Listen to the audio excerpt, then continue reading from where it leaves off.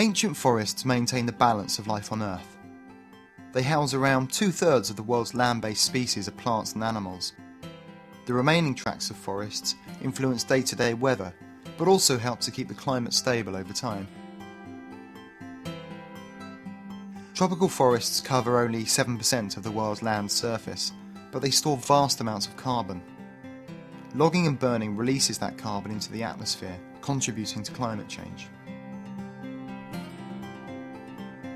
Tropical deforestation accounts for an astounding 20% of worldwide greenhouse gas emissions.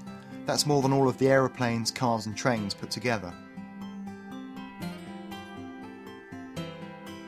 And deforestation of the Amazon has turned Brazil into the world's 4th largest climate polluter.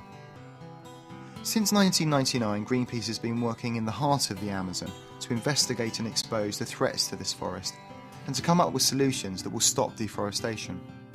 Cattle ranching has always been and remains one of the major drivers of deforestation. But in 2003, Greenpeace began to perceive a new threat: soya plantations.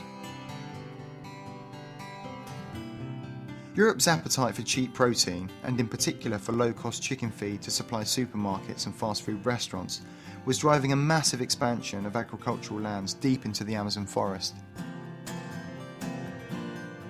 Greenpeace began to document how vast tracts of the Amazon were being burned and bulldozed, quite literally for chicken feed.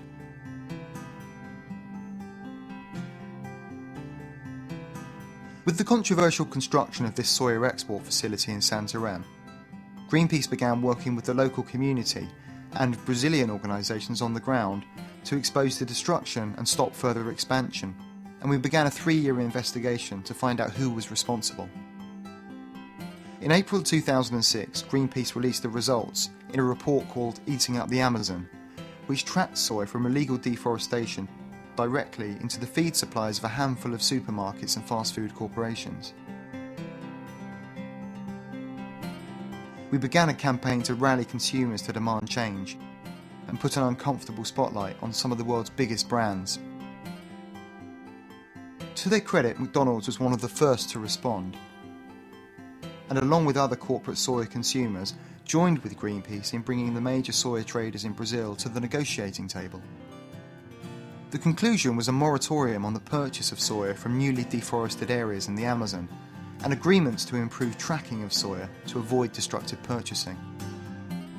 Continuing engagement from Greenpeace, other NGOs, and brands like McDonald's, Carrefour, Walmart, Sainsbury's and Marks & Spencer have kept the moratorium in place and ensures the soya sector remembers that its customers want to contribute to solutions, not deforestation. The moratorium has been a huge step on the road to safeguarding the Amazon. Until permanent forest protection measures are put in place, it's a model that we need to see replicated across the planet. It's a Greenpeace Solutions success story, one which demonstrates that with the right combination of public awareness, consumer pressure and action, not words, we can protect our forests, we can save our planet and we can stop runaway climate change.